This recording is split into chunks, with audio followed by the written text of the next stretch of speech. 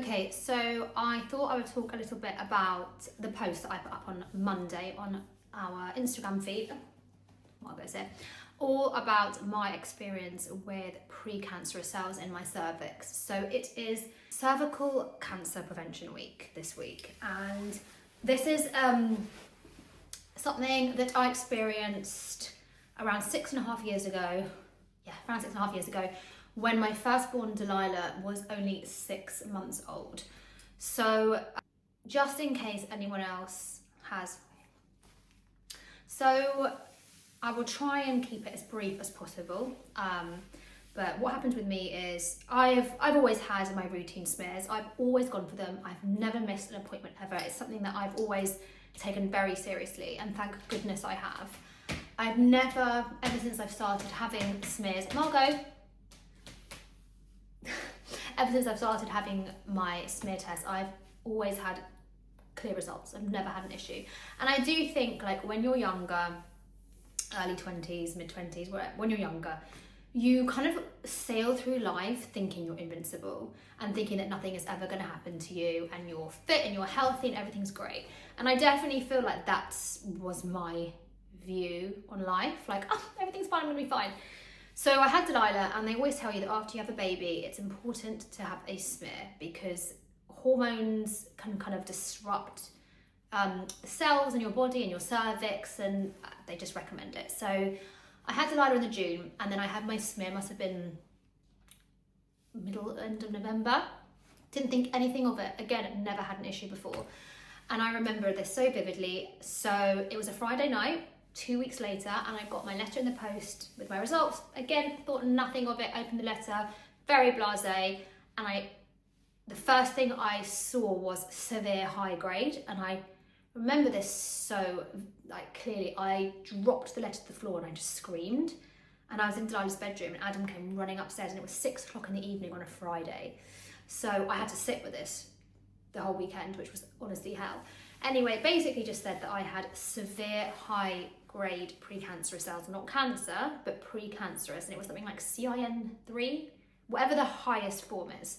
And basically I need to come in immediately for a biopsy. And I'd never experienced anything like this before. I'd never had issues with my health or anything, and it just came out of nowhere.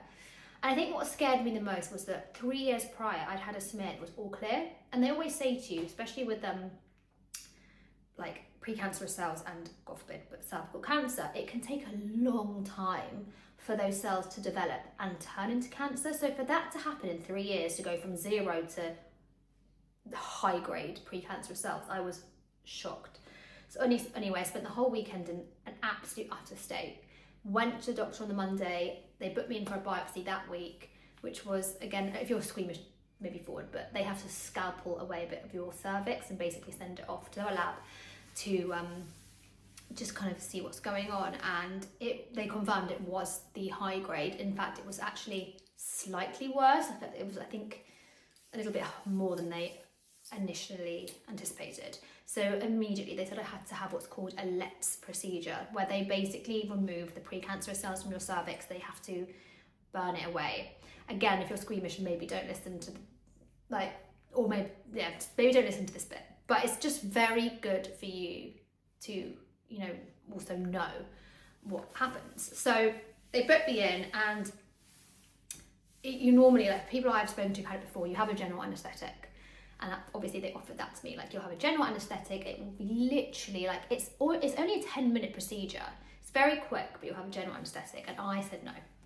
I'm really weird about things like that. I've only ever had one general anaesthetic in my life when I was 12, so I didn't really think anything of it. But I refused. I said I don't want to be knocked out. The thought of not being in control of my body makes me more anxious than being awake. So I actually asked for a local anaesthetic, which obviously the doctors were reluctant to do, and they were like, are you sure, you're gonna be awake? Obviously they will numb the area, but I'll be awake. And I was like, I don't care, I'm not being knocked out for this, which I know people are gonna be like, what the hell is wrong with you? It's just the way I am. So they actually said, you're gonna need someone with you.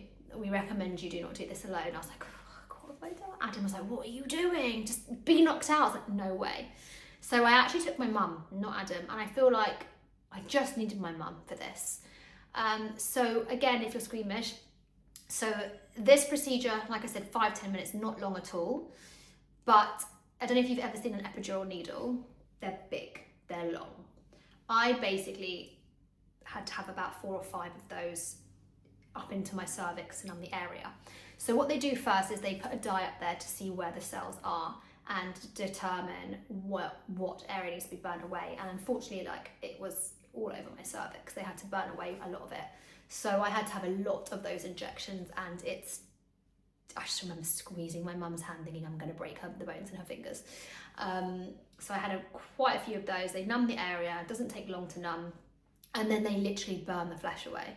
And it's like a blowtorch. And I distinctively, even my mum always talks about it now, remembers the smell of like burning flesh. And again, didn't last long. It was extremely uncomfortable. And obviously I was awake and I was just, oh. And I think as well, like I was only 6 months postpartum, brand new mum. I was still fragile physically and mentally. So it just wasn't ideal. But anyway, it was done. And they do another biopsy after they burnt the cells away, just to send off again to make sure that everything had gone.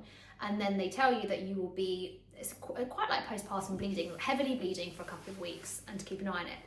So it was like a really intense, horrible bleeding, but I actually ended up getting an infection. The bleeding didn't stop. So I ended up being put on strong antibiotics, which made me feel worse. But listen, like, it was fine. The biopsy results came back. It was all clear. And then I've had quite a few smear tests since then. And thank God so far, everything's been all clear. I even had one recently, all fine.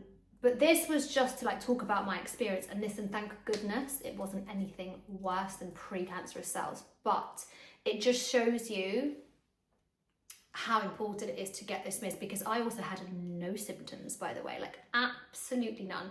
I wouldn't have even thought that was a problem.